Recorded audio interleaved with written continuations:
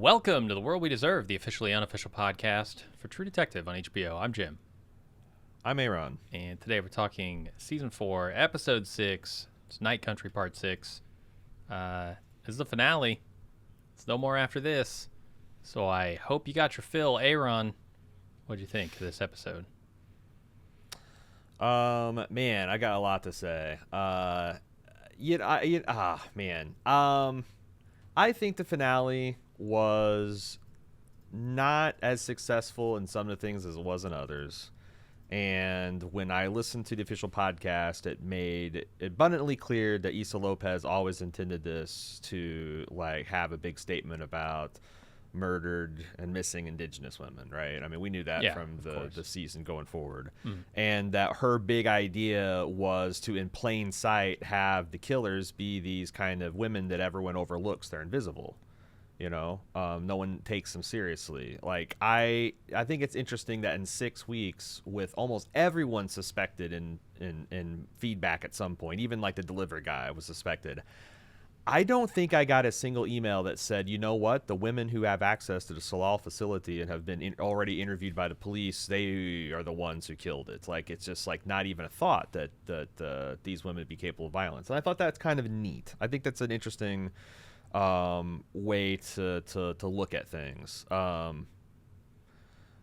And also, it's also very clear that this was not intended to be a True Detective project, which has always been known to kind of play footsie with the supernatural and with ghosts, but also to inevitably a Scooby-Doo thing.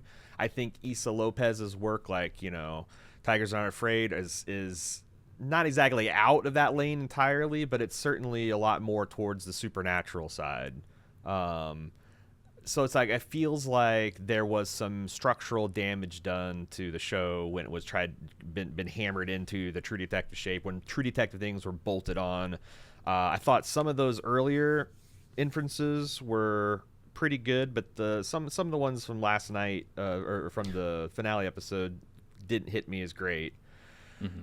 But it's really even hard to talk about this because it's just really frustrating, because I went on and I read the official Reddit, and I saw Sepinwall getting drug, and people saying that he's only carrying this agenda. Our name got mixed up and was out in the streets. People being disappointed in our coverage because we're obviously praising this show that's about this kind of a woke agenda, and it's I don't know what to say, man. I like the things I like. I hate the things I hate. I'm not afraid or shy about saying those things. I do try to, when I am critical of things that are women-led or minorities-led, to make sure that I couch those in terms that people can't misinterpret my criticism of the thing versus criticism of the person. But I do have the criticism. Like last episode, I said, hey, I love women and female creators. I like that, but I do have some issues. But it's it doesn't matter, man. The battle lines have been drawn, and you can't like this show unless you bow down at the feminazi altar, and you can't hate this show unless you are, a woman-hating knuckle dragger. There are certainly those types on both sides of this divide, and people in the middle getting caught up. But it's shit, man. This was certainly not the worst season of True Detective. That distinction belongs to season 2. Pretty easy.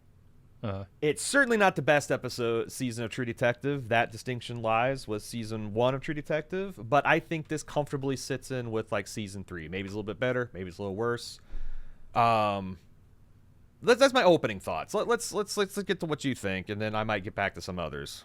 Yeah, it's tough to talk about subjective stuff in terms of good or bad, right? It really comes down to tastes. Was this aligned with your tastes? Was it not?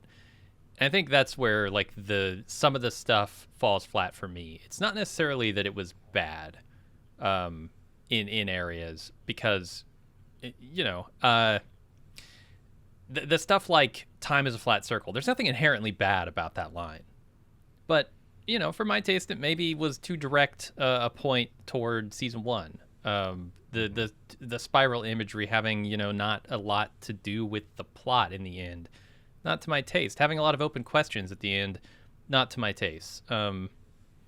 I like, and I've been saying this for years now, I like my fiction to have a nice, neat bow on it. If I want messy, I go to the real world. If I want neat and tidy, I go to fiction. And you can do a little bit of unanswered stuff, but I feel like this show was doing a lot of unanswered stuff. And I have my opinions on where it comes down on those questions, like the big one about Navarro, right? Did Navarro kill herself? Is she out at some lake house just living the good life? I feel like I know where the show is on that, and I'm okay with that. It's just some of this stuff didn't line up with my tastes. But I think overall, the themes that they're going for are A, interesting, and B, important. And I think that is kind of the mark of, at the very least, a good show. It's doing something that is not often done, and it's doing it fairly well. Like I said, the storytelling has been very subtle. Sometimes it gets a little too subtle in that it doesn't actually connect all the dots. And I think that maybe The Tongue is a case of that, which we'll talk about later, I'm sure. But for the most part, the storytelling has been subtle enough, but not leaving me hanging. I felt like, I just need to think about this for a second. And it's not that I need to fill in gaps that aren't there. I just need to connect the dots that are there, and it will tell me what happened in this story. So I appreciate that type of storytelling. It's like a Christopher Nolan type storytelling where he's not going to hand you every single answer, but he is going to have information in there that if you think about it for a while and you really talk about it, you can understand, oh yeah, there is a through line here. All of this kind of connects. So for me, that's ultimately what the finale did, with maybe some exception.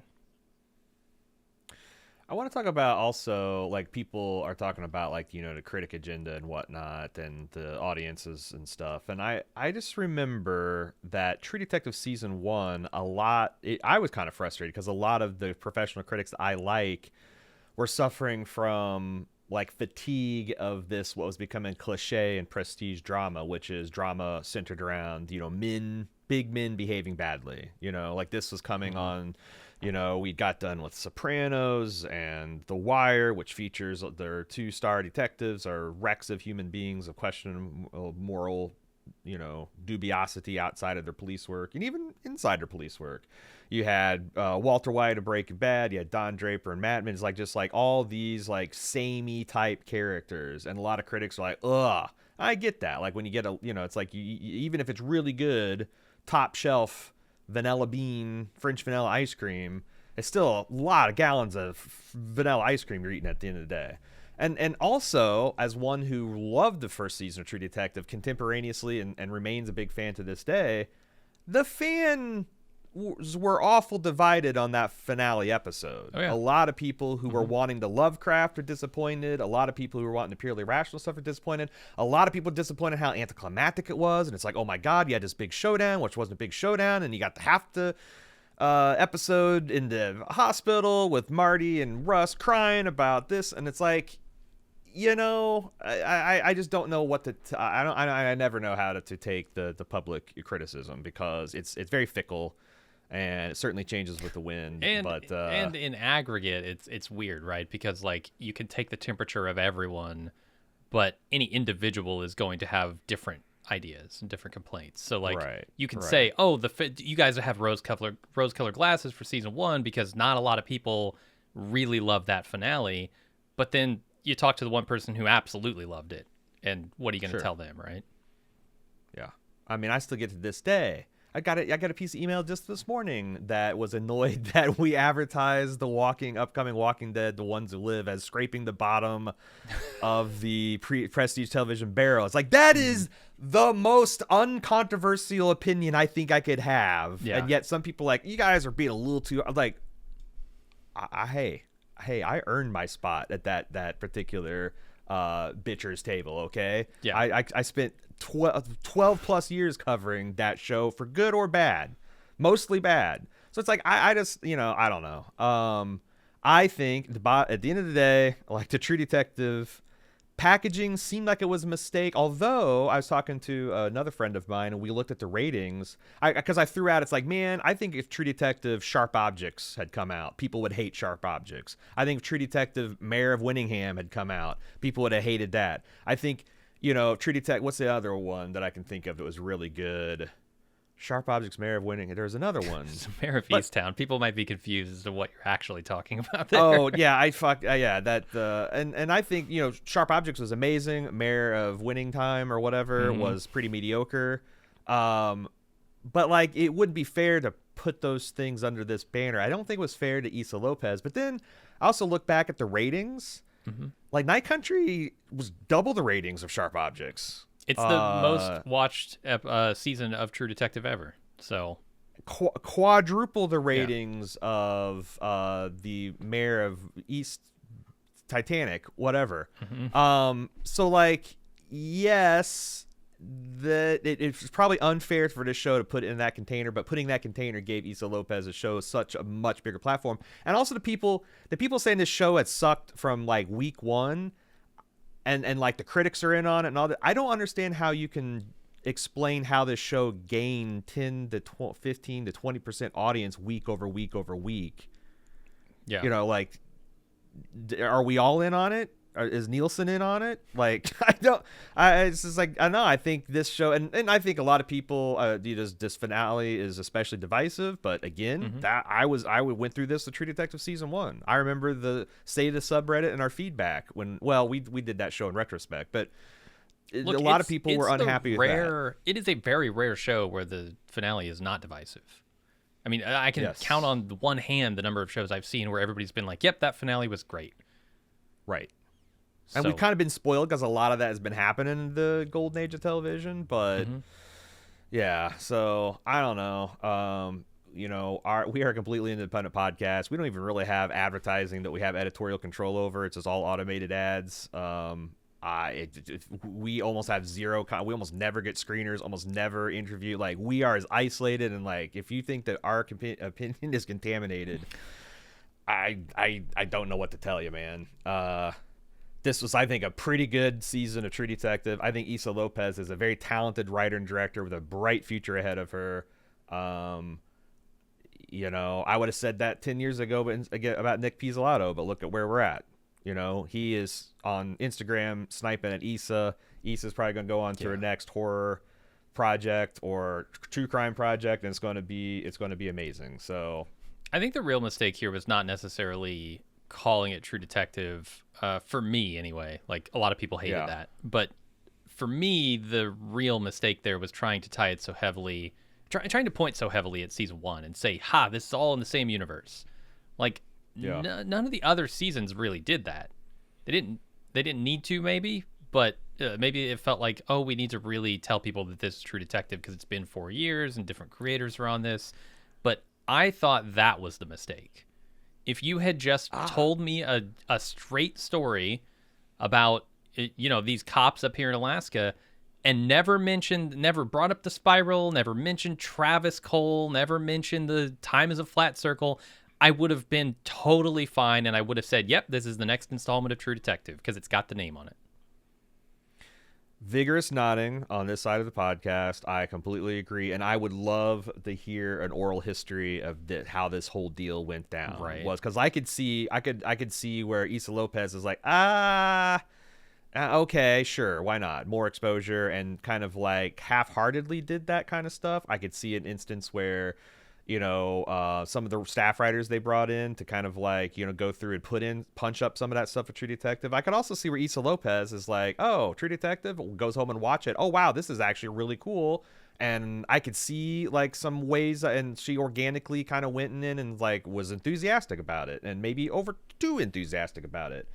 But you're right. None of the other seasons of True Detective really tied in. I know we looked real hard for those tie-ins.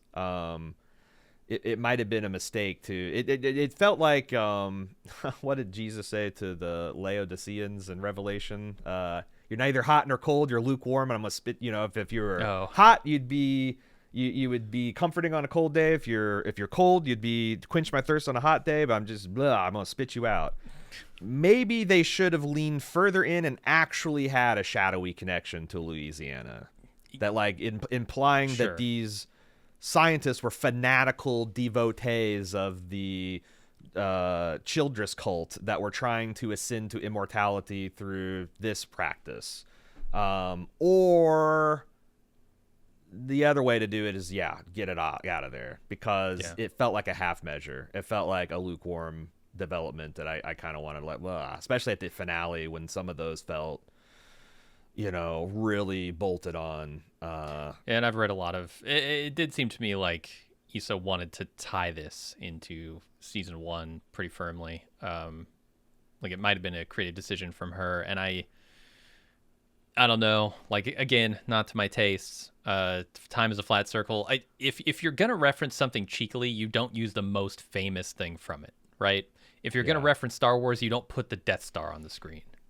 Like, you don't put a lightsaber in somebody's hand. So to me, time is a flat circle is the lightsaber, right? Yeah. I will say that there is one thing that I really think is wild about the finale, and I'm kind of surprised. I haven't seen it talked about other than the stupid subreddit.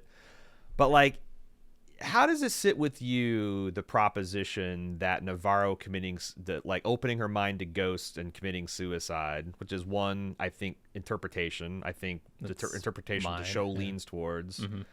Is seen as a good thing, as like that's a positive. She, you know what? She had a tough life. She was really dealing with and you know what? Maybe just going out and freezing yourself to death so you can go and commune with the spirits is a happy ending. It's like Obi-Wan joining the Force. How that feels wild. That I don't like that as a rational person. Sure, I understand that.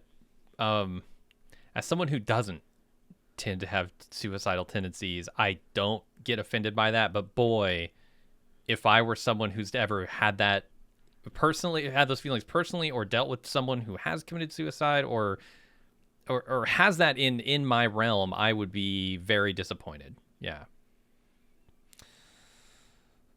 Yeah, I mean, like I said, I don't think suicide is the worst thing, and especially in terms of like like I kind of believe in, I guess euthanasia would be the better way to say, like if you have really intractable physical health problems that are causing you pain and your quality of life is so low that you can't enjoy life and have no prospect of enjoying life ever in the future. Mm-hmm. I can get it, and I don't like, I mean, this is what people do with pets suicide that they love, right? Like yeah. It's a merciful thing in that case. I'm not going to say that people who commit suicide are weak, or I think, or whatever, but it's just like, it's weird to be like, it's okay. It's okay if the struggle gets too much. You can just let go and join the spirit world and go to heaven or what. I don't like that. I don't subscribe. And because there's always the potential kind of surprised. Yeah. Kind of surprised there wasn't more pushback in places on that particular storyline, but also it's like, is it even a real thing? It feels like a dodge to be, because like to me it's like something like that, like, man, where are hey, if you're feeling lost or you're feeling like you want to heed the call of the ice, call this phone. It's weird because I feel like that was the way they treated like Julia's suicide, but odd to not include it in this one if that's what the show's opinion is. But I guess maybe is that giving it away?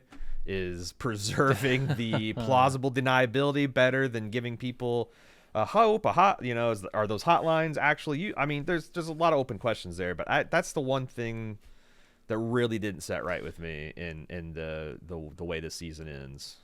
Yeah, I also don't want to tell creators what stories that they can tell. I like if that is Issa's opinion that, in this scenario, these characters believe that suicide is the best option, I don't want to tell her she can't make that story. I will say it might offend a lot of people. You're running that risk. Well, none of that. It's like, I think she's free to make it. I encourage creators, but like also this is what, you also say, like, I think those storylines deserve criticism too. Sure. Can be highly critical of those storylines. So, yeah. Yeah, I will point out, Blair was definitely suspected. You said they didn't suspect any of the women, but Blair, the 3-fingered woman, I guess 8-fingered woman, she was suspected pretty early on. Like, as soon as people saw her, they just didn't know how. Nobody was like, and she teamed up with the other women, and they all went in there and killed the scientist. No one knew how. So it's really not even she, an amazing call, but it was like, oh, she is like season 1 where we see the lawnmower guy, right?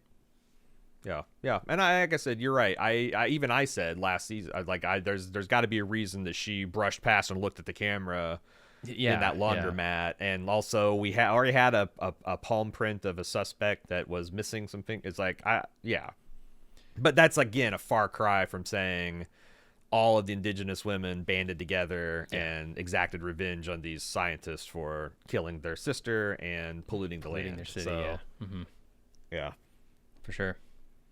But yeah, that's the thing. I ultimately didn't dislike much about this finale. I think it just didn't mesh with my kind of storytelling. I like the answers to be there when I look for them, and here it's very much. I compared it to Christopher Nolan because at the end of Inception, that is an open question. Did the top fall? Did the top not fall? Is he still in limbo? Is he not? And if we're left with one of those questions, that might be okay. Because that's like the point of it is like the Navarro thing is an open question. Is she out there somewhere still? Here it felt like there were a lot of them. So I just are there just open questions if you won't consider it a supernatural? Because I kind of was thinking that over when I was doing one of my rewatches. It's like, am I finding this unsatisfying because I can't just be like Sedna did it? Because I feel like the tongue is the show saying Sedna did it. Because unless you want to start putting facts and evidence that are not there, this is the problem, there is no plausible explanation for how that tongue can be there 6 years later. Now, it could be that the ladies telling the story or hedging the truth, but I don't know why, right? Because it didn't seem like they had no fear of prosecution. It could be that Hank held on to a tongue after he cut it out to send a message for 6 years for some. But like nothing, the only thing that actually makes sense is Sedna did it. Sedna, and especially when you listen to the official podcast they're talking about our stories. This is our story. This is we didn't like that story. What organ do humans use to tell their stories? What is there literally has been associated since prehistorical times. You like despots from prehistoric times would remove people's tongues to silence them. That's how you'd steal their voice. And for Sedna to drop, for like a supernatural entity to both preserve and put that tongue there, Well, I didn't want to get into it yet, but not a lot of sense. Seems like you're getting into it. We should probably get on with the synopsis here. Here we go. Navarro and Danvers head off for a final showdown in the ice caves of Night Country. After falling through a few levels, they eventually find Clark skulking around and follow him until they reach what turns out to be a secret drilling room that has been hidden underneath the Solal Research Station this entire time. After interrogating Clark, it's revealed that Annie K found the room and proof of the scientists' collaboration with the mine to make more pollution that softened the tundra which made their work possible. Annie K destroyed years of their research, and the scientists, angry with her at delaying what they thought would be world-saving research, murder her. Navarro lets Clark outside to freeze himself to death as Danvers sleeps, then begins to heed the call of the ice. Danvers tries to find her before falling through the thin sea ice, and Navarro manages to snap out of the ghost world long enough to save her from freezing to death. On further investigation, they find 3-fingered handprints on the secret tunnel entrance, which remind them of Blair, who Navarro interviewed in a battery case earlier in the season. They drive out to confront her and find Bee and many village women there to confront them right back. They tell a story of the women of the village discovering the scientists' secrets and banding together to drive the men at the Solal station out naked into the ice. Danvers and Navarro are satisfied that justice is done and leave in peace. Months later, Navarro has disappeared, and Danvers answers questions about the bizarre investigation with outside detectives. The mine has been shut down, Danvers seems to be at peace, and is visited once more by her friend Navarro at the close of the series.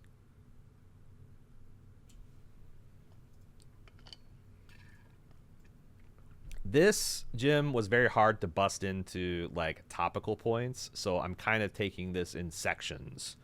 Start off with Navarro and Danvers and kind of like the ice caves situation. Okay. Big problem people had, and I think this is a valid point. It seems silly that this Night Country is literally underneath Solal Station. And no one mentioned that proximity ever. Like it's not. It's like a surprise when they're like, oh my god, this is Solal Station.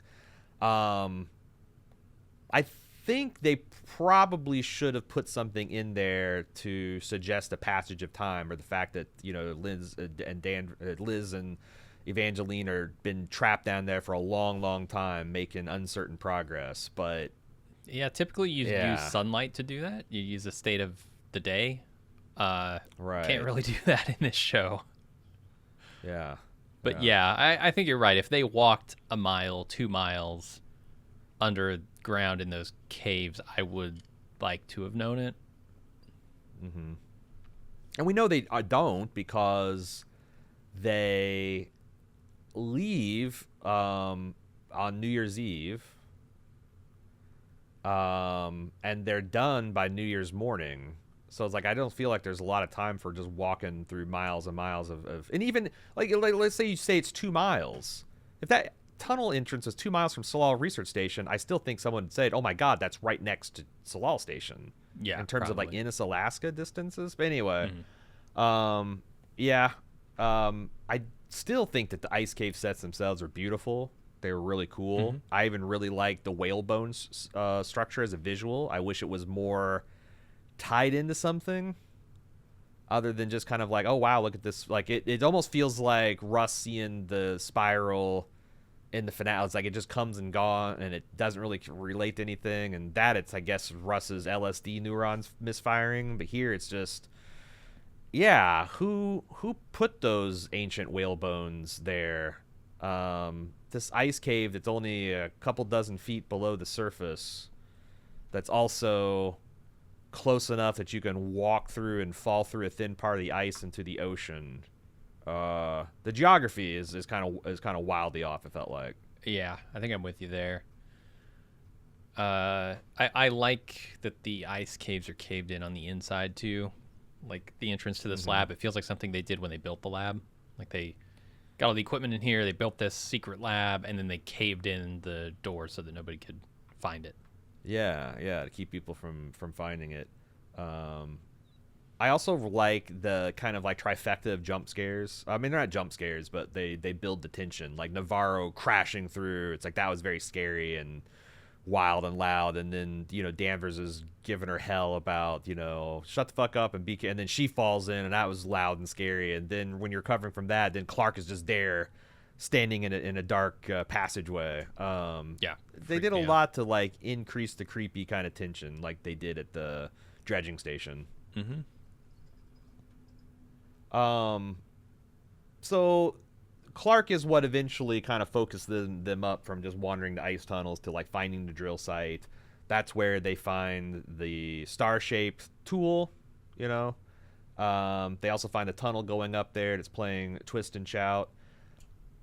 I guess another valid criticism I see of people that is why did Navarro's and Danvers split up?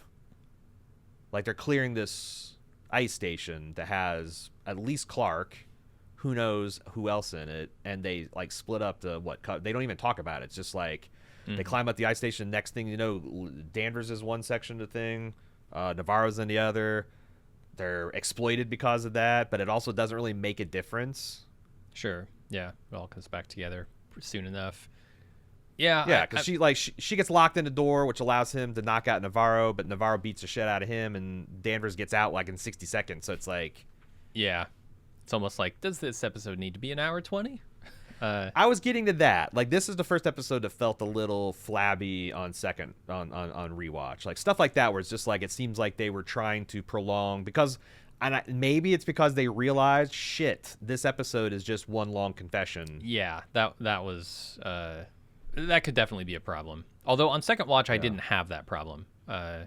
First watch, it felt a little long. I don't know why second watch. Usually that would be the other way around, but yeah, it's interesting. Maybe I was noticing Navarro's state more because she maybe one reason they split up is she's kind of off the rails here. I mean, she is out for blood, and I don't know, maybe she got just out ahead of Danvers. Yeah. I did think it's interesting that people knocked the police work on this show as if that's all ever been the strong point on True Detective. Like, everybody thinks about Marty making the connection between the greenhouse paint and like, oh my God, these great True Detectives.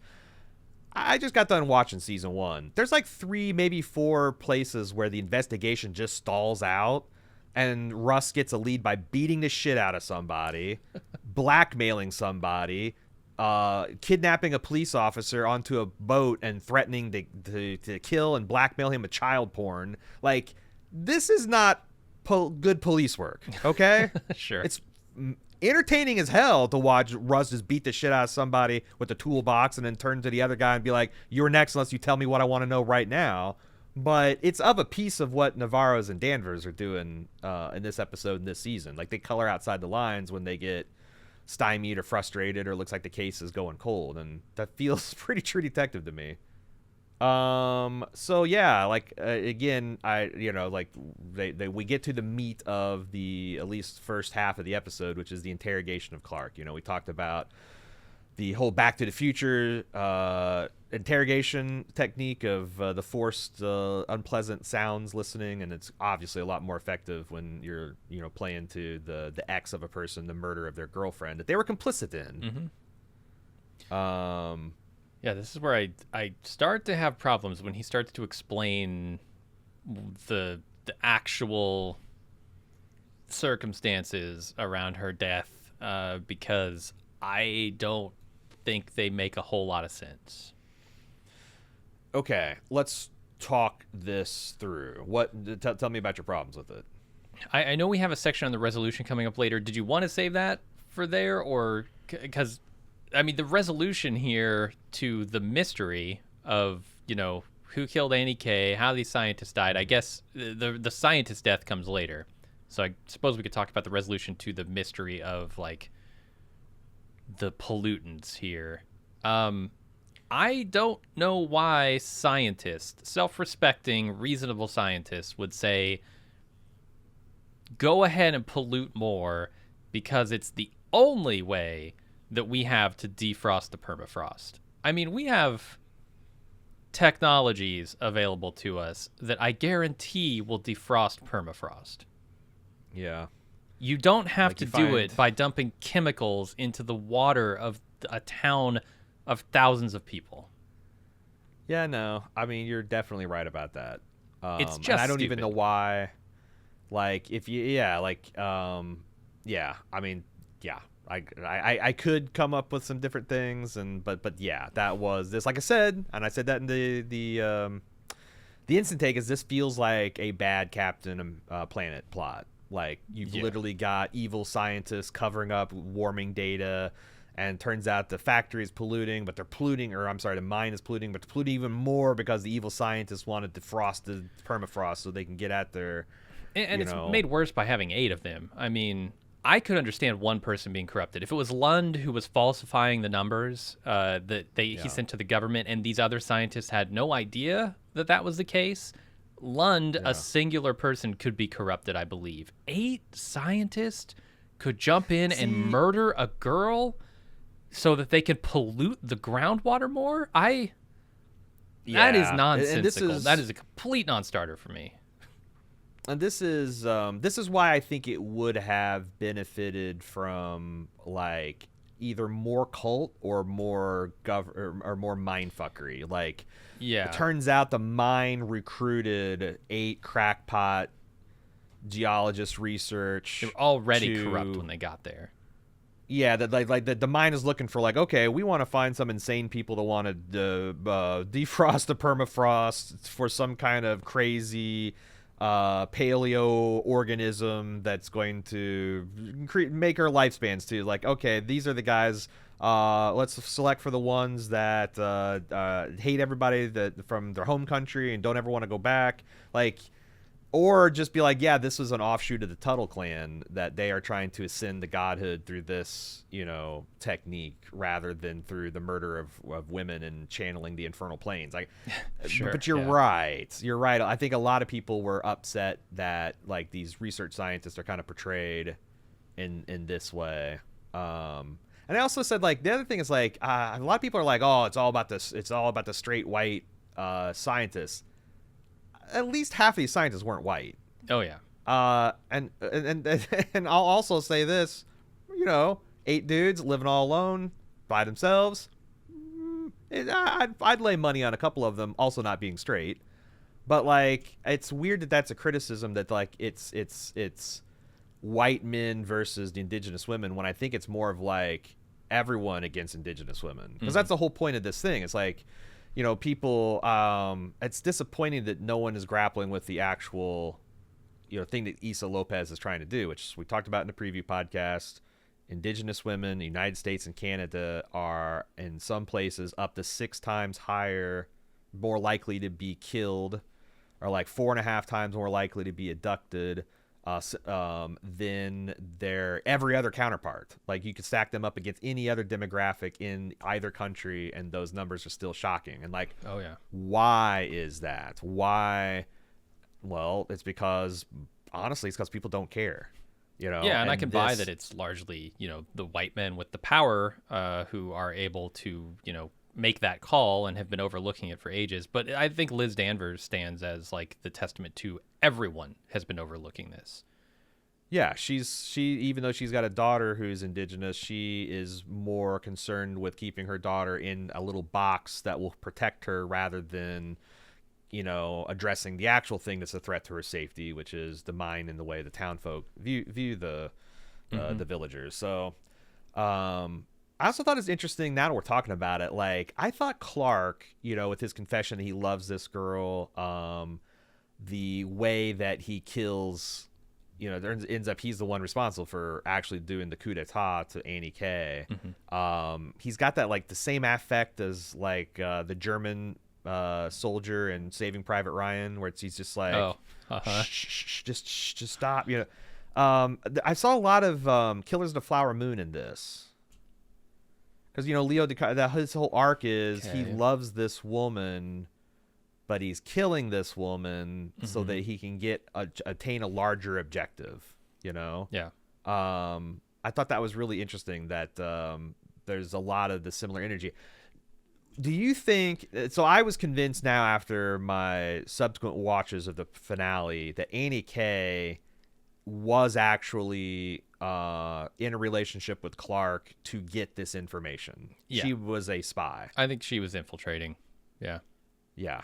And now that we know that all of the women were into it, probably including the woman who's dyeing people's hair, like, this all, like, if you, again, I don't think this is actually textual, but if you look at what we know that's on the record, that, like, Annie K never really showed much interest in the scientists out there till one day she just had a head of steam. I want to go out with you when you cut these men's hair. And then, like, her and Clark just instantly hit it off. And it seems like the whole reason she did that summer was to get close to this guy, take advantage of this lonely guy, and get the goods on it. And he mistook that for an actual relationship the whole time. That's my read on it. Yeah, okay, no, I agree. Okay. So yeah, she finds out this in a fit of anger, righteous anger, she destroys their ice cores and some of their drilling equipment, sets them years back. Scientists angered, they kill her. Does this? I also had a hard time lining this up with what we saw of the Annie K video. Oh, I have a lot of problems with the videos they showed us. Lots of problems with the videos. Yeah. What's the issue here? The fact that, like, she has been triumphantly destroying all their equipment and ice cores, and all of a sudden, and then after all that, she is saying into the video, "I'm Annie K and I found this secret thing, and oh my God, something's come." Like, she had to be making so much noise. The only thing that makes sense is she's destroying all this stuff, and she's like, you know, and in the midst of it, she hears the hatch start to open. So now it's like someone is actually here. I know someone's heard it, and now I'm trying to, like, evade detection long enough to get this confession. And she does say if anybody finds this video, yeah. So I think she knew the jig was up. She was cut off by Lund starting to stab her, and then it wasn't a power cut. It was Clark stepping on the phone that stopped the recording. Which this guy's got balls on his feet of granite. Because, I don't know, stepping on a phone breaks a phone, but whatever. Yeah. Yeah, breaks it to the point where it just stops recording instantly. Yeah, no, he smashed that phone. Yeah, it seems like the likely events there. He also adamantly refuses to take responsibility for cutting out the tongue. Yeah, everyone does. Yeah. So, and I believe him because why would he lie? I believe everyone because at this point, why would they lie? Right. And this is like, yeah, in these particular circumstances. Navarro is in Sins, and she pulls out her gun to kill this guy. Danvers leaves the room and has the sequences of flashbacks of her kid. Turns out, and there's the twist and shout introduced again. Yeah, why it turns out, is twist and shout playing here? I don't understand the sequence of events here. Did Clark turn that on? Like earlier when before they caught him? So this is one of my loose ends, the twist and shout. Okay. Like, and we can talk about it later. Yeah, I just want to kind of like save all the things that I didn't think had satisfying interest, or like it wasn't clear to me. Okay.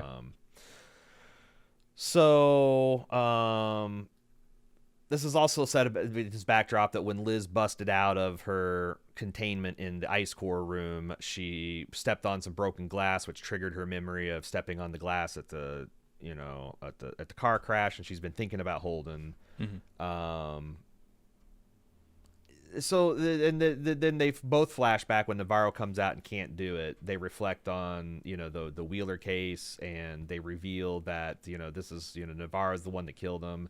And the twist and shout, he's whistling, and then Navarro's gunshot wakes up a baby. Yeah. It's another thing that's kind of dangling for us to talk about at the end. Yeah, what is the point of that? Yeah. So Danvers is cutting an orange into a spiral peel. This is also right after Navarro talks about her mom and her sister being partial to oranges and peeling them off as one big spiral. I don't think this really goes anywhere, but speaking of hanging threads, Danvers sees the tongue goo. Oh, yeah. Beneath the table, goes to investigate, and Navarro interrupts her, kind of jump scares her. She bangs her head, and does it bother you that she didn't mention to Navarro about the tongue? Like, they're here. These police women are here talking about the case, getting this confession from this guy. She sees the tongue. She notices it, bothered by it. Navarro's like, "Are you okay?" Why wouldn't she said, "You know what? What's going on with the tongue? Yeah, what do you think's going on with the tongue?" I don't know. She doesn't have any answers. She maybe doesn't even know the right questions to ask. So ask the right questions, lady. Needs answers and the right questions before she starts asking them. At least needs the questions. Yeah, I don't think she has them yet. She'll connect the dots here later, but so far nothing. I will point out that she bangs her head here before she starts seeing anything strange happening. So if you're looking at this entire series, you could say everybody here has head trauma, and then they start seeing things. This is true. Team Rational for the win. So round 2, the interrogation begins. They want to now know what happened to their buddies. And he says, Annie killed them. And he reveals on the night of the disappearance. And I'll say that this is like the episode's really peaking for me here. Mm-hmm. He had this premonition that Annie was coming, and hid himself in the tunnel, and he hears some commotion. Director Lund screaming, "No, please, please." Then things go silent, and then something bangs against it and tries to get in, and he holds against it. And then from his perspective, he's down there for hours, maybe a week. He doesn't have any idea what happened to the men. And I at this point, I remember when I was first watching, I'm like, Jesus, did a polar bear actually get in here? Like, what could have possibly happened? And I'm like, man, they're digging themselves into such a hole. How are they ever going to get out? Turns out that they do. Mm-hmm. So this is another one that I think is a bit weak. He went to go talk to Heiss in order to survive her. Yeah, how did he know Heiss? I mean, where he was? Clearly he did, right? He knew that Heiss was down here in the caves or out there at the dredger. But we never see any of that. The only thing I can think, maybe there's a connection here where did they mention that he consulted with the mining company or something? I'm wondering if there was I don't a think way so. for Clark to like I guess bare minimum Clark could have just done internet research, and found out that some dude almost froze to death out here under these conditions, and he goes to talk to them to try to figure out how. But like at this point, Clark is clearly driven insane by his experience. Like this Oh now, yeah. we now know why he was so withdrawn after Annie K's disappearance, and why the other men kind of shunned and isolated him. I mean, look at the RV stuff he's doing, right? That camper, that's insanity. Right. That is a man that's going insane. So, and he starts disassociating, talking about Annie being in the caves before she was alive, after she's dead. Like I think he's confusing Amy or Annie with Sedna at this point. And he asks Navarro to let him kill himself. Then we get a scene where Danvers pulls Navarro's mom's necklace out of her hair. This has to be part of the dream that we see next, right? Oh, you think so? It's weird because it's very much framed as like she just laid down. She just put her head on that pillow. No, I know. And then, there's something in my hair. Yeah. It's possible it's part of a dream. It's possible it's supernatural, right? Like this cross is there because said to put it there or whoever. Yes, that is way into the super. Like that's what I'm saying. The only other explanation, other than it being, she was actually asleep before she knew she was asleep, was that she banged her head and she's hallucinating this. Well, yeah, she could. Yeah, she actually everything that happens after she hits her head on the tongue desk. Like Navarro found her collapsed, said, "Oh my God, what's wrong with you, Liz? I'm gonna take you to the bed so that you can recover." And then because otherwise it says you have to say that Navarro's mom, who is a ghost, got her necklace off of the thing, or it's a shared delusion that she's having. She's literally having a delusion. It's not clear to me that she knew about the necklace. Yeah, I don't know how she found that out.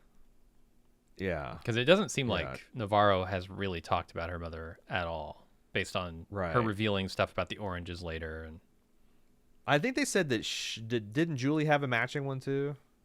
So the one in the car, but no, I don't think so. The way she don't remember that. Was the necklace in the truck that she threw out into the ice real? I'm starting to suspect it wasn't. It's possible it wasn't, yeah.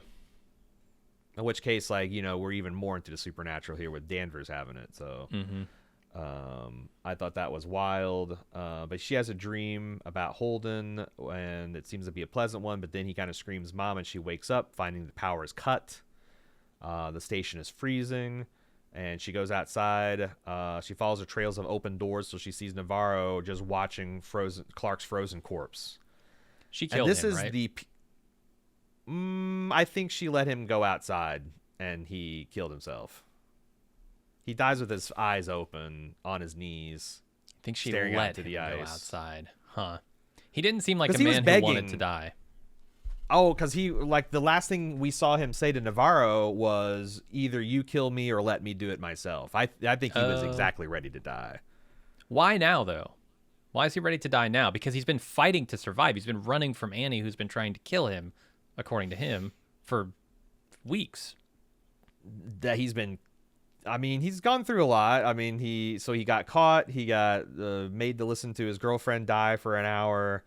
The research is destroyed, but it was destroyed before. And it's like it's destroyed, and it's like all the men are dead, so it's like really sinking into him that because I don't even know that he knew the men were dead until this episode. Really? Because he had no idea what happened to them. Like he might have suspected that Sedna got him, but maybe there is some if I can figure this out, and of course he's crazy. But if I can figure this out, maybe we can get to the if I can only make this research work, then all this will be worth it. And now that the investigators are here and he's confessing to everything, that he's just done. I suppose, yeah. I mean, look, there is a breaking point for people, where it's just too much. Sure.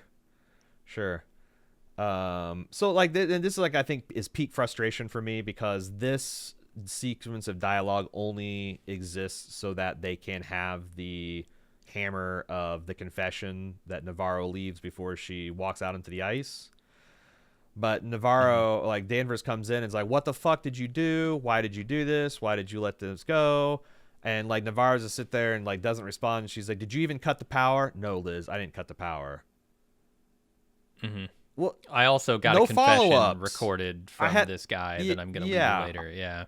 Yeah, I had other questions that I asked. I'd like to know the answer to, but it's like I kind of on subsequent watches came around to like, well, Liz has been with Danvers before, where she just does something in like a catatonic state because she's believing in ghosts and she knows there's no sense talking to her when she gets in this state. But like, it's still frustrating as a viewer to watch that.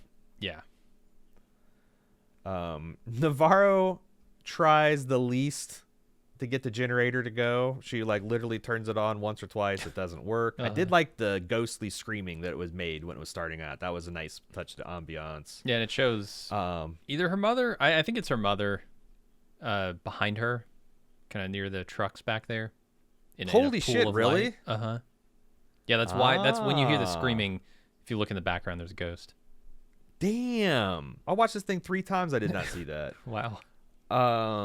Danvers is. I really got a chuckle out of her fucking with the telecom box. Like, there's this is obvious like Cat 5, Cat 6 cable punched down to things, and she's like opening in to look for the power. And I'm like, it's not gonna be in there, Danvers. Yeah, there's nothing you could do from that box. Like, maybe she's just checking to be sure everything's hooked up. I don't know. So some ghostly things start happening. Obviously, Navarro's mom's there in the background. Liz's flashlight starts to fail, which is a hallmark of supernatural things on this show. A hubcap from the DUI rolls down the hall. That clues her into Navarro, being missing and has heard to call the ice. She kind of follows it till she sees the ghost of Clark, who starts twisting and shouting like he's in a Marilyn Manson video, and then disappears. At this point, Navarro tries to tell Danvers, because they're starting to freeze to death, about Holden. And she's like, Liz, there's more to this world than what's just here, and that could be a comfort. And Liz is having none of it. She says, I'll shoot your sick fucking mouth right off your face if you mention his name again. She's doing a great job. Jodie Foster is amazing in this scene, in my opinion. Any more thoughts on her not being merciful? Because you said that was something that threw you in the very first watch. No, I mean, I guess I don't know. If I look back on it, she doesn't seem inherently not merciful. She seems like she can be pushed too far and then become unmerciful. Like with her daughter, she's tried to steer her daughter in the right direction, in the worst ways possible, but it hasn't worked, and finally she's getting in trouble with the law, and she is not merciful in that moment and throws her in the slammer. That's the only real, like, not merciful thing I've seen her do. Yeah. But it came at a moment of great duress, so I think anybody might have been not merciful in those situations. Yeah, and I think on subsequent watches, it's less her saying, I'm not merciful, go and ask anybody, they'll tell you. That Liz, she's one unmerciful person. It's more, because she literally says, I'm not merciful, I've got none left. Like, this event has drained the last of her patience and mercy, and she's warning Navarro. Okay. Yeah. You might have thought, because we've been friends, that you can do this, and you can do that, and do that, but it's done. I'm done with this, I think. Yeah. Yeah, I've shown mercy to you when you killed Wheeler and I didn't turn you in, although she was going to do it herself. I've shown a lot of mercy, but now this is a bridge too far. I'm done. Yeah. Okay. So Danvers gets pissed and leaves Navarro by the fire, but she eventually gets too cold to continue to give her the cold shoulder. So she goes to investigate, finds Navarro missing. Of course, she goes out into the ice, where Navarro is out exploring the ghost battlefield. I thought it was really interesting. This is really interesting.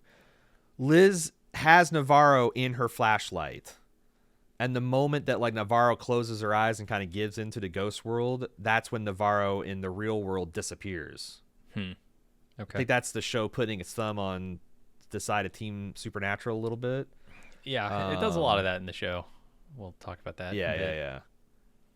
So she finally closes her eyes, her ears start to bleed, and the ghosts are wailing louder and louder, and she finally closes her eyes and listens to what they're trying to say. And it turns out it's just maybe her mom, some indigenous woman reaching out with her fingers, and if you'll recall, those lines that are on their fingers, I think, are the symbol of Sedna getting her fingers cut off. Like that's in symbol of her. So it could be Sedna herself giving her birthright, her Inupiaq name, something that like was stolen from her by her mom walking out to the ice, and she's obviously very moved by this. Yeah, I'm not really gonna try and pronounce it. Because I saw the way it's spelled, and I saw the way they said it, and I don't know how to pronounce that correctly. But yeah, she gets her name. Yeah, it's I try because it's very slippery for me, but it's something like Sikanachiak. Sure. And it means she'll find out later. It means the light returning after the long dark. Mm-hmm. I've got it written in that section of notes. Meanwhile, Danvers is having a ghostly encounter of her own. As Navarro disappears, she hears her son cry out for mama, looks down and sees him trapped under the ice, and it's such a convincing experience that she instantly falls to her knees, starts trying to break through the ice, and unfortunately it's very thin here. She punches right through, and surely would have died had Navarro not snapped out of the ghost realm in time to save her. Yeah, I actually read an interview with Issa López who said she did die there. Her heart stopped beating. Now, we don't see any resuscitation, but we kind of skip a few minutes here. Yeah. So yeah, she might have actually died. We skip her drag, and a lot of people are like, could you actually survive that? Like, I don't know. I don't know how far. It doesn't seem like they're that far outside of Salal Station. Yeah, I think it's like possible. A football field or two. And honestly, with some of the stuff to Issa López and how she trickily set up some of these situations to get, you don't see indigenous women. They're invisible in society. That's why you're never going to suspect them as being the killers. I kind of think that this is supposed to be taken in conjunction or juxtaposed with these two women who work together to return to the warmth and safety versus the men who are just about the same amount of time away from their clothes and the research station. Them being unable to get it together and freezing to death. Or another way to look at it would be Sedna spares them and doesn't the others. So I think that's something intentional that they're doing here. Man, this next scene where the Navarro's trying to get Jodie Foster warmed up, Danvers looks real bad. She looks like she's 80 years old and it's 6 weeks into chemotherapy. Mm-hmm. And in this weakened condition, she asks Navarro to tell her what Holden says. And Holden says, your son says he sees you. Yeah. And he can't believe you keep on sleeping with all the married men in town, Mom. Like, come on. What is... what would you're wiping my sister's chin marks off? Mm-hmm. That is not good. Not good, Mama. Not good. He wants you to do better. Yeah, he sees you. Start flying right. This is, and then she weeps, right? She collapses into Navarro's arms and weeps. And almost in a way that she's like too weak to properly weep. Like she's sobbing, but almost at death's door sob, which I thought was actually amazing acting. Oh no, it's incredible. I mean, both of them are doing a great job here. And I feel like this is, there might be a literal death here where her heart stops beating, she stops breathing, and she's resuscitated. But there's also a spiritual transformation that happens, a death of her old self here, because from this point on, I think she's willing to consider, the other possibilities that Navarro's been telling her about this entire time. And before, she's always been closed off to that. And that's kind of what Navarro's getting at too, with the holding the hatch, right? The stuff that she tells Liz about, I've been holding the hatch for so long. She's been doing it in the form of like keeping people out of her life. I think Liz has been doing that too, but she's also been keeping any possibility for change, any possibility for healing out of her life. And that all changes here. Yeah, and that's like, it goes with the holding the hatch metaphor. Like Danvers says, hey, if you want to, she kind of like releases her from her obligation of living, says, if you want to walk out and disappear, okay, just try to come back. Which I think the only way you can really interpret that is if you die, please do the Ennis thing where you come back as a ghost. Yeah, and I think that's really representative of the change in Liz here, because before she would have said, "You're just gone. You're just gone." Yeah. Like if you can't come back. And I don't know. I look at, maybe we can talk about the resolution more, but that's why I don't know that I necessarily hate the ending, the interpretation of the ending where Navarro kills herself, because the show's saying something about that is less than like she's just gone now, you know? Yeah. So Navarro reflecting on her whole life has been for a long time holding the hatch against something trying to get through from the other side. That gives Liz a brain blast, like, oh my God, holding the hatch, something to get through the other side. And she goes to the scientist's laboratory, grabs some luminol, splashes it all over the hatch and gets a UV light and finds the 3-fingered handprint of the woman from the Blue King crab meatpacking plant. And they both realize that they've been asking a wrong question. They should have asked, instead of who killed Annie K, who knew who killed Annie K. And they race off to confront Blair.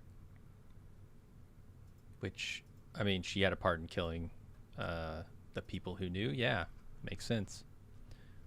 So that brings us to the resolution. They drive out to B in Blair's house, and now Evangeline is challenged by this woman. I guess no, she's not challenged. She just reveals that she knows her name now, which gives the other woman gives her a new level of respect.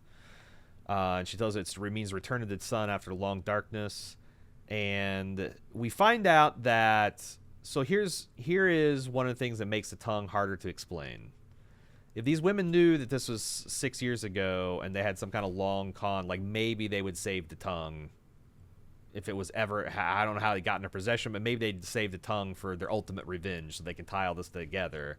But like, I think everything that B says here is true.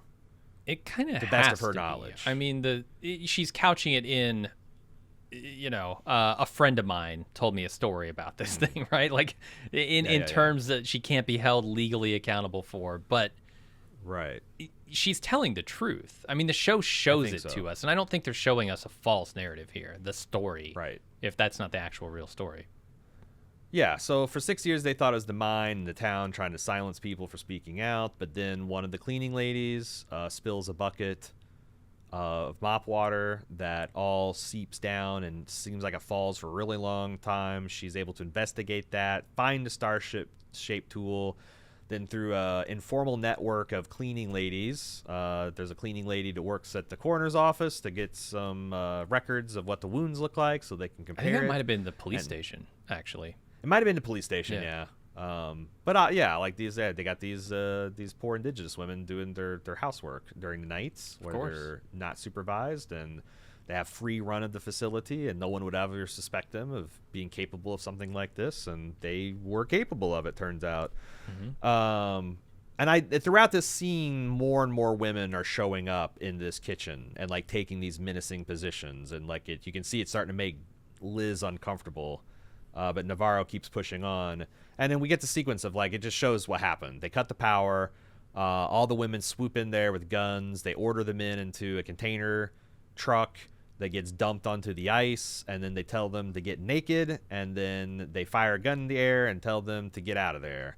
And they say they leave their clothes in a pile so that if Sedna judges them, they could get their clothes back and get back to warmth. But I don't know that I believe them. I think that this was intentionally a death sentence, and maybe the clothes was something that they could say. It's the same reason like a guy in a firing squad's got one of them's got a blank. So there's plausible deniability. Yeah, I wasn't the one. Yeah, I was the one with the blank. I got no blood on my hands. No, but this is the story that they're telling. The Sedna part of this, like we offered them up to Sedna, and she chose to take them. Yeah, that's the real story here. Yeah, and then like the men brought we didn't kill the men brought them themselves. That they dug into her home in the ice. They killed her daughter there. They pumped it full of poison, and they woke her up, and they reaped a whirlwind. Yeah, I mean you have to read all this as like the she that they're talking about here is sort of the inability of people to suffer forever, right? And in particular, these women to suffer forever. They will, at some point, awaken and seek vengeance. Yeah. Yeah, and there's also this undercurrent of like, why are we holding up these women murdering this men as some kind of like justice? I don't think it's justice. It's not any kind of justice that I would agree with or call it. It's just like what happens when people are frustrated by injustice, that they'll eventually go vigilante style. Vigilante justice isn't justice, but it's also something you'll take on a discount if it's the only thing you can get. I think you're confusing justice with just ice, which they have plenty of. Yeah. These men got served just ice. Yeah. Yeah. Good point. It's a common mistranslation of the Nupiak. Right. No, I'm kidding. But yeah, you're absolutely right. I don't view this as justice either, but you understand why it would happen. Absolutely.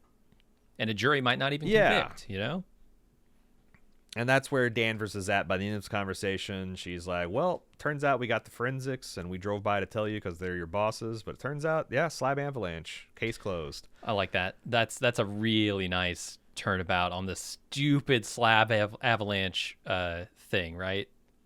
It was obviously false. And then she adopts it as a way to plausibly let these people off the hook for the crimes they committed.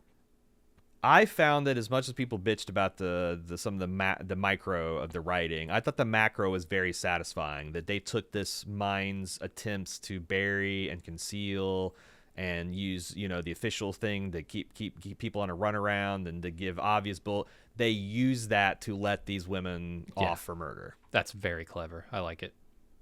Yeah, and you guys, like, as far as the justice of it, it's like, I mean, I don't know how you weigh the murder of 7 and 8 men against the deaths of 9 newborns that were pretty directly killed by this mine in a 3-month stretch, like, and countless others. I mean, and the thing is like, if let's play this out. If the women did go to the police, and the police did take it serious, which they wouldn't, and the mine didn't interfere, which they would, and the court systems weren't corrupt and bought out, which they probably are. And they would get to some the justice that they would get would be civil. They would probably get money, and the company would have to clean up stuff. But like, no one is going to be held responsible for murder. Well, I'm not with the A and K. I'm talking about the stillbirths. The company. No one is going to get prosecuted for murder. No one's going to get a prosecution for like harming unborn children. It's going to be some kind of civil suit. Even though they knew, they were intentionally polluting more. Yeah. Yeah. I mean, you can get like negligence and like there might be some but like these guys are, So I think that's like when you're talking about weighing the different types of justice, it's tricky, what these women had available versus what they got. The other interesting thing is the women, and I take them at their word, they completely deny having anything to do with cutting Annie's tongue out. And why would they deny it unless it were true at this point? They've been telling truths for the last 10 minutes here. Why lie now? Yeah. It's weird that the woman that plays B, who is telling this story, she has this kind of smirking, smug affect throughout the whole thing, because obviously the undercurrent of this is, regardless of whether Danvers or Navarro, what they think about, like, I don't think these women are walking out of here. Like, these women are not going to go to jail. They're not getting arrested. They're not going to be arrested. No. They're like, there might be 2 more people on the ice on New Year's Day, but that's very clearly what they're telling us here. So the like, smirk is why warranted the entire time, but there is still like at least a half smirk when she's saying, "Well, this isn't our story." I don't know. I there's a little bit of that where I want to believe that she's true, but like there's a little bit of that in her performance that bleeds over that makes me think that maybe she is like telling Navarro, like, don't be stupid. But I don't know. Like, why would they cut her tongue out? Hard to and then tell. save it for. So I don't think they cut her tongue out here. Maybe we should just talk about the tongue in general. But I think the events that happened. No, let's save it, or you'll gut my final segment. I'll cut its tongue out. Yeah. You'll rip the tongue. You'll rip the tongue out of my final segment, Jim. Okay. All right, but yeah, big questions on a tongue. I can't wait to hear what you have to say. Yeah. Let's get to the aftermath. So the aftermath is this is very True Detective season 1. Liz is being asked questions by outside investigators with a little camcorder recording the investigation, and she's got straightforward answers. You know, why did you check out Heiss? He was in connection with the murder. Hank followed me, and there's footage of him doing that. We speculate that there was some kind of dirty deal that went wrong, and Hank had to kill him because we recovered the body in his patrol car. And then it was the middle of the blizzard, and he must have tried to walk off to get help, and and we'll probably find him in the summer unless we don't. And here's Pete. Here's Hank's boy Pete. He stayed up that whole night looking for us out in that dead blizzard, and it's a terrible tragedy. And it appears to be case closed. They ask what happened to Navarro. Let's talk about the first part though. The only wild part of this statement is like there seems to be a little bit of step 1, take Heiss out of Lighthouse because he's wanted as a material witness to this investigation. Question mark, question mark, question mark. We got separated. Hank kidnapped him. Profit. She says after we got separated, Hank must have gone in there and got. Well, why did you get separated? Why did you take him? If you took him to your house, what? It feels like no one was asking the right questions there, but maybe that's the point. Why did you not take him back to the lighthouse or keep an eye on him? What does separated mean in the context of this New Year's Eve and clandestine investigation you're doing? I don't know. Yeah, I felt like there's a little bit of a thread there you could pull. Mm-hmm. They ask what happened to Navarro, and she kind of makes some non-committal answers about, some people come to Alaska to escape.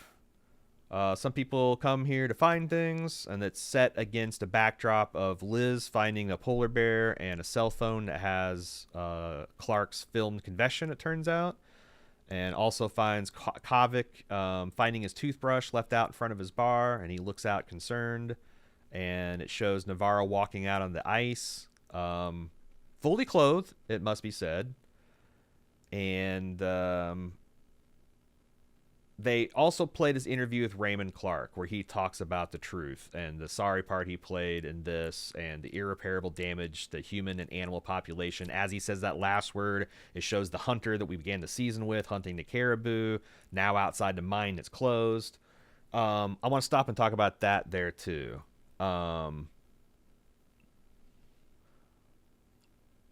This video gets leaked of a research scientist where all the rest of the men disappeared in shadowy circumstances, and it's filmed by no one knows who, and he's beat to hell, and he's in a frozen, decommissioned. How does this play when it hits the media? Like the fact that this guy has been battered, looks like he's been tortured into a confession, which he kind of was. Oh yeah, absolutely. I mean, it piques people's interest, I'm sure, because it's just an insane thing to see. And then there's an investigation that can be done. So this is why I don't have a problem with it, because there is hard evidence here. There's there. Yeah. It's like, okay, well, maybe it's suspicious, but if we go and follow that up, and we don't know who leaked it, we don't know who took it, it's just like something that we got to follow up on. Oh, shit. And Look Hank's not there to clean anything up, so this isn't going away. This isn't getting buried again. Yeah. I'm sure they sent scientists down there to confirm. Oh yeah, no, actually the pollution levels were way higher than they should have been, and the scientists were in on it. Yeah, that all works. Yep, and we get to see Liz and Leah happy and laughing together, and Leah now has her tribal markings on her chin that signify her being a woman. Mm-hmm. And it's Liz's opinion you're not going to find her out there in the ice. And the men asked her reports of sightings of her. Do you think it's true that she's still alive? And she goes, well, this is Ennis. Nobody ever really leaves.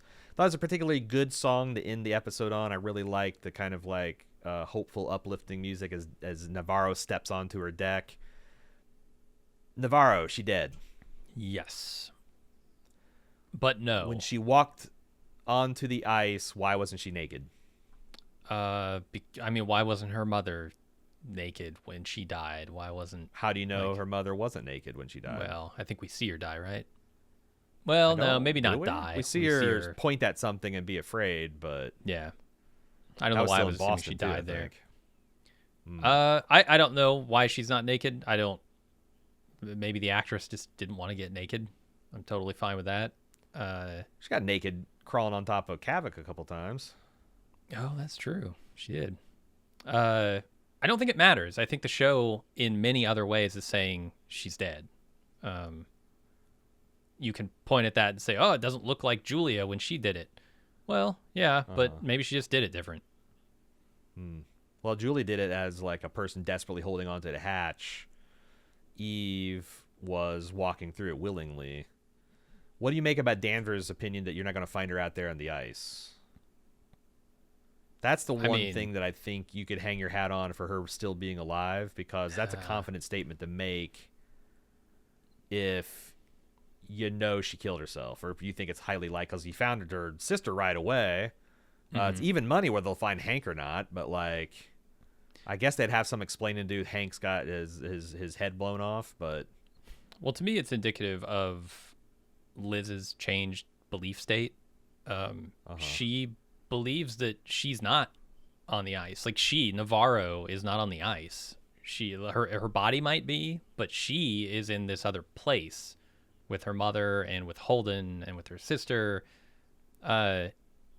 I think she believes that there's more out there now, and that death is not the end. And this is where I get to the idea that maybe the show is not saying suicide is an amazing thing because they don't believe she's dead. She's like Annie Kay. She's always been there. She'll be there after we all leave this realm. She's not gone. She's just changed state. And she's visiting Liz, right? Like, I obviously I still don't like that message to suicidal people, but I mean, you could sure, because I don't believe that that's true in the real world. Yeah, but I guess like, and it's, I guess it'd be different, like because I'm like, well, why don't Christians get more flack for believing in heaven, you know? But I guess part of the Christian ethos is suicide doesn't get you to heaven, right? Like that's a mortal sin, so like you can't. That's not like it's something that the Christian faith doesn't truck with. Because you could say the same thing about, well, if things get too tough, just off yourself. You wake up in heaven, but that's not how it works. Well, think about it from the perspective of people who've had loved ones who've committed suicide. This could be a very comforting thing for them, right?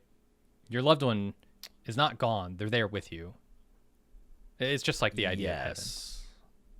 It is a comforting. I guess it's a comforting thing to say for people whose loved ones have committed suicide, but it's something scary for people who have loved ones who are actively suicidal because, yeah. So I don't know. It's not great in all cases. It's not good or it's not terrible in all cases. So, yeah, it's just weird that like I saw a suicide hotline notice in an episode that dealt about suicide. It's weird that if the show's perspective is that Evangeline killed herself, which I think it is, then it's a weird statement to be like, I don't know, like this is okay suicide, or maybe it's not even suicide because she's not really gone because she's a ghost. That's kind of what I'm getting at. But okay, here's some more evidence for she killed herself. So she leaves the bear for Liz to find, which is representative of the afterlife, right? Holden is dead. We are 100% sure that he was killed. So that represents Holden, which represents this afterlife. That's the only thing she leaves for Liz. How would Liz find her? How would Liz know where she is? She's just gone. Like, Liz comes searching for Navarro. She's gone, and the only evidence that she ever existed is this bear. Doesn't leave a note to find her at her cabin on the lake. She doesn't say, I'll return here as a real live person in 2 weeks so we can hang out at your cabin. She's just gone. Liz wouldn't know where to find her. And what purpose does it serve to walk out into the wilderness clothed or not clothed? What is that? Like, the imagery of answering the call has been portrayed like this every single time in this show. Everyone who answers the call is dying.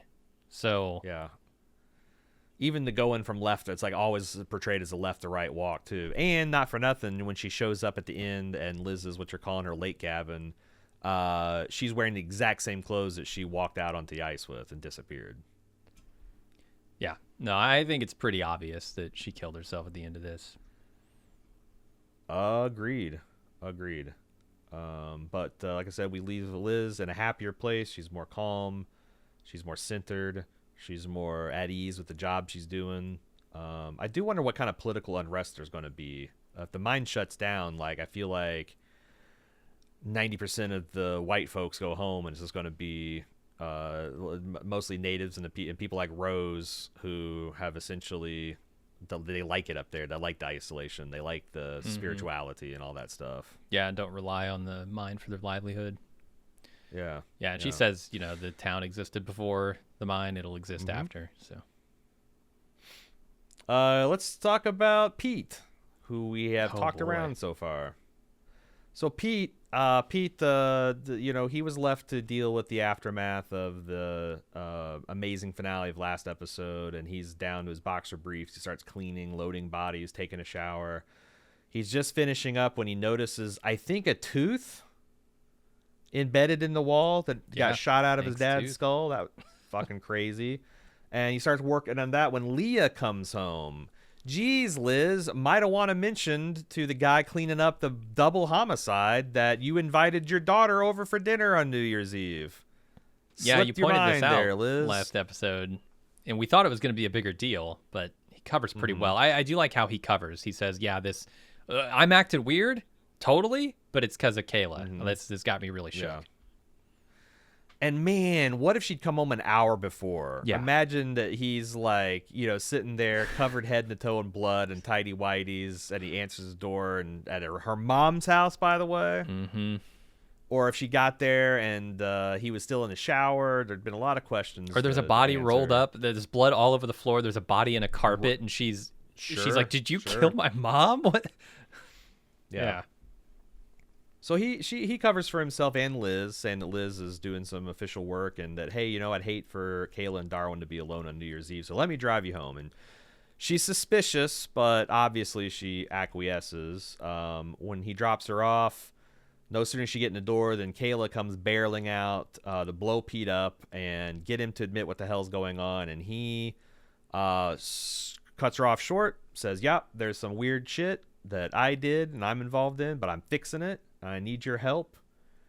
Just leave me alone and let me do this one thing, and then I'll be back with you. And she kisses him. Mm-hmm.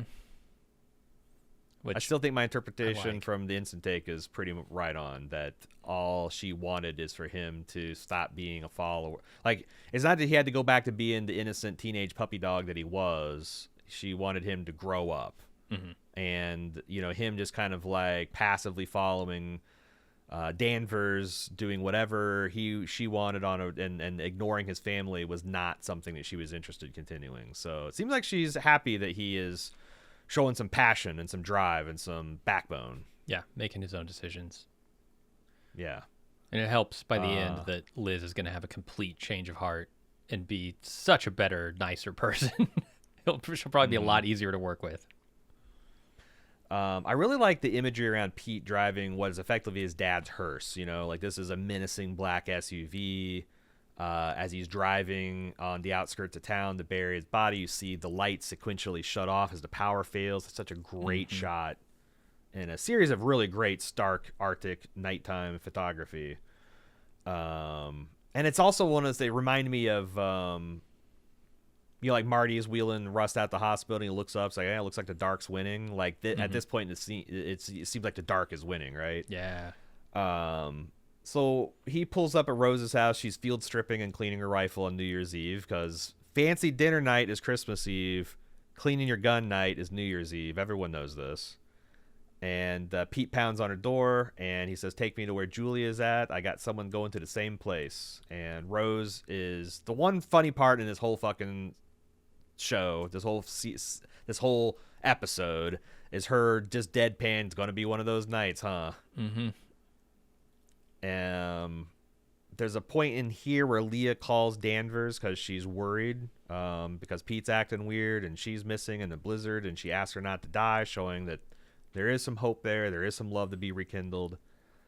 And I really like the chopping through ice juxtaposed, like to put his father's body in there juxtaposed on his father chopping the ice to preserve his son's very alive body. That was nice. Just, is it the irony of it that you like? Is it because I'm a little confused by it because, boy, they're in very different places when they're doing it, with very different goals. I didn't quite understand that juxtaposition. I guess I liked it because I saw it immediately. Like I even said that last episode. It's like it's very funny that Pete is, or not funny. It's ironic that Pete is taking his dad out. Okay. At the same age that he was when his father was saving him as a boy. Yeah. And it's like there is some kind of really inverted life, death, savior, executioner kind of thing they're going on with that. Mm-hmm. And she takes him to where Rose is buried. I'm sorry, Julie's buried. And he wants to not look away, but she's like, nope, this is gross. I want to cut up your dad's lungs. And but then she insists on making him close the door, finish what he started, slide the body in there. And it's grim as Hank's body sinks to the Arctic Ocean floor. Yeah, I note here that the blizzard has stopped. There's no more snow, no more howling wind. It's probably not as cold. And at the same time, when we cut back over to Danvers and Navarro, they say we get the note that it's January 1st now. It's the 15th day of night. And they see the northern lights. So, with the new year being sort of representative of hope and change, new chapters, that kind of thing, you can see both from Pete's perspective and from their perspective at this point, they're experiencing that, they're feeling that, and the world is reflecting it. I mean, those northern lights come out of the darkness, and like you said, the light maybe starts pushing back against the darkness. Right. And she also says that you're thinking the worst part's done, but what comes after forever, that's the worst part. But it's a new chapter at least, right? Because he seemed pretty miserable for a long time now. Yeah. Yeah, and I think what she's saying, like the weight that you have to carry versus like the immediacy of the act, like I understand that, but I think Pete's gonna be okay because Hank kind of shitty dad, and also criminal, and single-handedly propping up the mine in this town. So yeah, hopefully he's a better husband, a better father. He's got the love of a good woman. Can raise this son and be okay. Because I also really like that phrase that Danvers says where Navarro's like, Jesus, we fucked this kid up for life. And she's like, I don't know. It's crazy what people survive. Yeah, it's true. Yeah, like both mental, emotional, physical trauma. It is crazy how strong we are and resilient, and yet also how fragile we are. Like a temperature change of 100 degrees, either way will kill us. Drop of 30 feet, pressure change of like 10 psi, but but you can kill your own father in cold blood and throw him into the ocean and still keep living. Yeah, emotionally and spiritually, we're pretty resilient creatures. Maybe what Rose meant there when she says the worst fucking part is what comes next. Maybe she just meant Hank is just going to be a terrible ghost. Just so annoying. Like, Hank's going to come back. He's going to be rummaging through your shit. Oh, yeah, he rummaged through my shit in life, huh? Steal stuff from me? I'm going to take your fountain pen. Now what are you going to do? He's always going to be strumming depressing songs in the dark corner of your house. All hours of the night. Wanting to know where Tatiana is. Where's Tatiana? Every week he comes to you. I need money for my bride, man. Just give me some cash. She's coming in this week. Her mom's sick. Her mother needs medicine. Yeah. I need another teddy bear. Oh yeah. We got some loose ends to talk about, Jim. We sure do. Let's talk about these loose ends. First up, the trailer. Oh, think that's a loose end? Well, in retrospect, did the trailer go a little too hard for what the story required? I mean, that's another one where it's like, that's really begging season 1 True Detective, Tuttle, cult stuff, and it's not. It's not at all. So I agree in that. Yeah, it felt very Carcosan to me, and ultimately turned out to just be a man who was distraught over his dead lover, his dead girlfriend, who was really just using him the entire time. It makes me wonder, this guy is so far gone and damaged, it makes me wonder how the hell he could have contributed to world-class research. right? for another 6 years. Like, it was 6 months, but 6 years he was doing this. Yeah, that's dubious. They were probably propping him up. What's about the tongue? You seem like I have a lot to say about the tongue. That's the big one, right? So here's the thing. I don't think that Clark is lying about the tongue, that he didn't cut it out. And I don't think these women are lying about the tongue either. But there's a possibility there that they are. And so if I'm trying to construct... And that possibility is based entirely on the performance of the actor in that scene. There is no dot to connect, and I really wish if they wanted an audience, and this is what I get to kind of in the beginning of this podcast when I was talking about I don't like when you can't connect the dots, when the evidence isn't there. The timeline as I see it, based on some stuff that Issa López has suggested herself and said in interviews, and what we see kind of on screen and an interpretation of that acting, is that Clark says that Hank showed up to take the body. Clark didn't cut the tongue out. So presumably the tongue was there when Hank showed up. Tongue intact. Hank takes the body, cuts the tongue out, and lays it next to her body as a message from the mine. Like, this is what happens when you fuck with the mine. Yeah. Try it again and see what happens. And then the women see this, and they either... So maybe Hank didn't cut the tongue out. If either way, there's a tongue on the site, and either the women cut it out of Annie in order to preserve her voice or something, or they pick it up off the ground and preserve it literally in a freezer, and then they bring it back as a way to either link the murders so that the cops will investigate and maybe find out what happened, or just as their own sign, right? Their own way to say, oh yeah, this is the return of Annie, you fuckers. So they were lying about the 6 year not knowing. Yes. They would have to be. Well, because the other thing is, like, when they found Annie's body, they wouldn't have to be if they're just doing it to honor Annie. That's the thing. They could be doing it as a way to say, we are keeping Annie's voice alive. Well, but how would they get the tongue? It was there with the body when they found her. Like, they're the ones who found her in their community. And this is all speculation. Let me point out, none of this is on the page. None of it. Because didn't we find Annie's cell phone in Clark's trailer? Yeah. Because I was thinking, is it possible that the women, like, after they put this together in the last month or two, or in the last couple months, and they plan to do it on the night of the long night as some kind of ritual thing, is it not possible that they, in their investigation, found, maybe even knew about the trailer and broke into it and did all that weird graffiti, spiral, totem type stuff themselves? I mean, as a way to kind of prepare. Yeah. And then they got but the tongue. I can't square, like, they had to be lying about they had to be lying about not knowing about it for 6 years. Well, so they just keep the tongue for just in case they ever. Well, not in case. It's to honor Annie. And look, none of this is stuff that I believe. I think. Yeah. I think that was a story poorly told, and they should not have lied in that last scene. They should have said, we kept it as a token of her voice or something, as a way to remember her voice.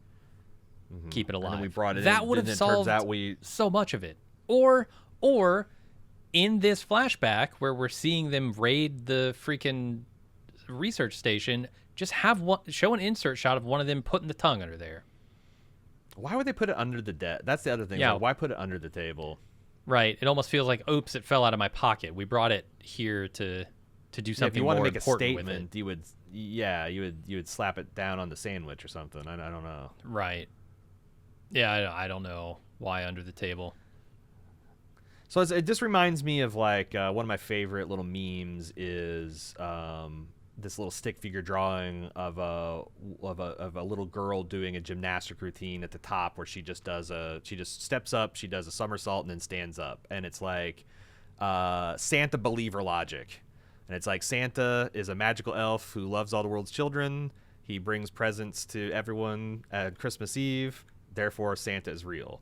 And it shows below Santa denier logic, and it has that same girl like swinging through a jungle gym, and she's doing all these like 360 vaults off of a pommel horse, and she's swinging through the parallel bars and like doing all this effort. And it's like, well, you see, there's this worldwide conspiracy to create Santa Claus. Then all the parents buy and then and it seems like the joke is that like the obvious explanation is the true one, which is Santa just sees magic and he delivers presents. Like, it's easy. Like, if you want to debunk that, you have to go through this ridiculous train of logic. The equivalent of a little girl doing a somersault and standing up is Sedna did it. Sure. Yeah. Like, you just listening to all of the caveats and like, well, and to send a message and the 60 and they shouldn't, like, it just seems like it's impossible to just say to not come away with like said, because no one other theory makes any lick of sense. Like, Hank couldn't have done it. Well, he could have cut it out, but why would he have kept it? Why would he couldn't have kept that? Placed it there? Because the delivery guy who turns up at the research station is the one who finds the tongue. Before the cops ever get there. He's the one who found the tongue? Mm-hmm. Yeah. He says that. No, he looks at it. He bends down under the cabinet and looks at it, and there's a shot with the tongue in his face. Yeah, you're right. So even though Hank got there first, because I was hanging on the fact that Hank is conspicuously the one that got there first. But you're right. He would have, yeah. It's got Sedna. Sedna did it. That's it. I mean, I think that's what the show could very easily claim. You know, it's not so part too. of their story. They can actually say it's not part of our story. We didn't do it, but Sedna did. You know, right. And then the other loose end is why twist and shout. Yes. So and why the baby crying. Like I kept on finding like it seems like that is designed to make us think that either Holden or Leah is that baby that then Liz adopts because she feels guilty about it. But yet the timeline doesn't even remotely, like, I don't think that is like Navarro 15 years ago. Like, I think Navarro would be a teenager 15 years ago. Sure. Right? Which would apply to Leah. Or I guess 16. She's 17. Holden Leah's at 17. that point was already dead. So yeah. So like I don't think any like baby, like I'm not sure what the hell they were trying to say with that baby crying that makes any kind of sense. And then like, so like, why the twist and shout? Why did the serial killer? Why did he? Not the serial killer. Why did the woman, the guy who, the drunk that beat his wife to death? Why did he whistle, twist and shout creepily at Jodie Foster? Why did Jodie Foster and her son have this twist and shout bond? I don't know. The kid just loved twist and shout is all I can think of. He loved the song. They loved to listen to it together. And it was playing on the, like, I kept on waiting for them to establish that that's what was playing when she went up to the car wreck. Yeah, they never really do. The only time it's established with them and Holden, with Liz and Holden, is when it's playing on the radio, like the boombox, as they're laying on the floor, just kind of playing. Yeah. It's just such an odd thing to fixate on and be traumatized by. Like, I can think of like 100 times where me and my son have been lounging around listening to music or something. Like, why would that stick in? And why would it be? Why? The connection with the baby, it's like that would make sense. Like, if that was Holden and that's how she got Holden, or that's how she got Leah, like, but even then, it's like, what? It's a weird thing to be traumatized by. Yeah, and why? Yeah. Why would Leah say to Liz, if it's Leah, why would Leah say to Liz, Jake would, you don't have to do this, Jake would understand, right? You don't have to be my mom. Like, Jake doesn't have anything to do with that child. Right. So, yeah, that doesn't make any sense either. I don't know. And then the other weird thing to me is, why is it playing the second time in the station? Like, did Clark turn that on? Did Clark sprint away, shut the fake door behind him, climb up the hatch, and then immediately turn on twist and shout? My thought is, like, something about the power being cut, because the women did cut the power, and then the power is later restored when they're done running the men out, I guess. Something about that process. But glitched after the that DVD happened, player. Liz turned it off, right? Because that was Liz after. pulled it. I think she pulled it out of the wall, right? Well, the first time, like when she comes to the station to investigate after the women have killed the men and the power has been restored, So she shuts it off. Yeah. she shuts it off. So unless it was Yeah. another power outage that we didn't see and it restarted, But even like, then, like, why would it have started at that same spot glitching again? Did Clark? maybe start it's it- scratched yeah, and it gets stuck there, so it played through the whole thing. But yeah, I felt like that was another one that's why I called it a loose end. It just doesn't quite make a connection. There's something there, and I was working. Like I'm like, yeah, what is the thing going to be that ties all these things together? What's it going to be that twists it and makes me shout, aha, eureka? Never came. I think the cross in her hair is another. She didn't even know about this cross. You almost have to go to Supernatural at that point, unless you want to say, well, Navarro must have told her about the cross at some point. Again, you're making But again, that's you're writing yeah. the story for the author. Don't do that. They got to write it for you. Yeah. The last thing I wanted to mention, and the thing that I think is just ridiculous, is the ham sandwich video. This ham sandwich video should have caught every single thing that happened. It should have had those women running in, murdering all, like grabbing up all the scientists, getting them into the truck. They should have known exactly who, because it's on this video. We always thought there was some EMP, like there must have been some natural Right. occurrence here that slammed all those videos shut. No. And they show an explanation for why Clark, for why Annie's phone wasn't running. They He don't broke show it. one for this ham sandwich scientist. That's a complete... I've heard people say, oh, well, his phone battery was low. And it happens to die at the exact moment that the power goes out. Like, exactly Yeah. to the second. Because the power goes out and these women immediately rush in. There is no gap. He's still standing there at the table. He was at 1%. He had just gotten the thing plugged in to start his sandwich video. Then the power cuts and the phone dies. The phone's not plugged in. Sorry to tell you, the phone's not plugged in. I went back and I Yeah. watched Nah, episode 1. Okay, yeah. So this man either started recording a video at less than 1% battery, and it just happened to turn off at the exact time, or they fucked up and they knew they fucked up and were like, well, we just can't show the rest of this video. It's going to be a loose end. Mm-hmm. Yeah, it seems like that's what it is. It's like they wrote this in as like, you know, maybe it was supposed to be a camcorder or something, and then they decided, oh, it'll just be I don't know, because you're right. If you know, and we were under the impression it must be some kind of astrological event, some Right. astronomical, atmospheric is what I'm trying to go, that did something, that created some kind Burst of their pulse, that eardrums. ruptured their buns and all. Because that's the other thing is like all the men at the men with the you could say that a lot of that is probably self-induced trauma, like if they were scared or in a terrified or they're doing some paradoxical kind of freezing behaviors, that they're gouging out their own eyes, they're biting themselves, scratching themselves. I don't know how they all rupture their eardrums. Slab avalanche. Like the doctors always say, don't put anything smaller than your elbows in your ears, because some people get crazy with the Q-tips and rupture their eardrums. Can you literally get to your eardrums with your pinky? Like I don't think that's possible. I'll admit I put my pinky in my ear when I'm cleaning it out. It's smaller than your elbow. It Jim. doesn't What are you get doing? all the way in there. Madman. I know. I'm Yeah, crazy. I wouldn't think so. But I haven't really tried to, in like a sedna-induced state, jam it to where I could. Right. Maybe I could if I really tried. But I don't know. Those little light holes that the doctors use to look in their ears, they're really tiny, teeny tiny. I don't know, like Q-tip shaft size. My pinkies careful. are not Q-tip shaft size. Yeah, and the other thing was like, oh, maybe he picked it up and turned it off. Nope, it's still sitting there leaned against that peanut butter or whatever. Yep. Yep. So, yeah, it's just a loose end.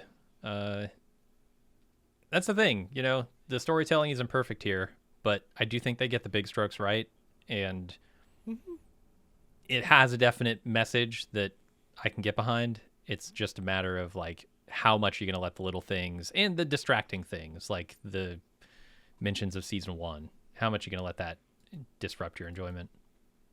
Yeah. For some people, all Agreed. the way. For me, not all the way. Well, let's see what people have to say, shall we, in our feedback section. that's going to do it for the podcast. If we have a wrap-up podcast, it'll be because you, the listener, wrote us in some feedback, or perhaps maybe there'll be some more interviews and stuff going around. We'll see. Send it in to truedetective@baldmove.com if you want to increase the chance of us doing a wrap-up podcast. If you took issue with any things we had to say today, for or against, I would like to talk about it more. truedetective@baldmove.com. Follow us at all of our social medias at baldmove if you want to know what we're doing next. Hint, hint, The Walking Dead and Shogun, as well as Dune Part 2 in the immediate future. That's going to do it. Support.baldmove.com if you'd want to get ad-free feeds and more Bald Move content in your life. We'll see you next week on the wrap-up, or hopefully on The Walking Dead or Shogun. Until then, I'm your host, A.Ron. And I'm Jim. See you, everybody.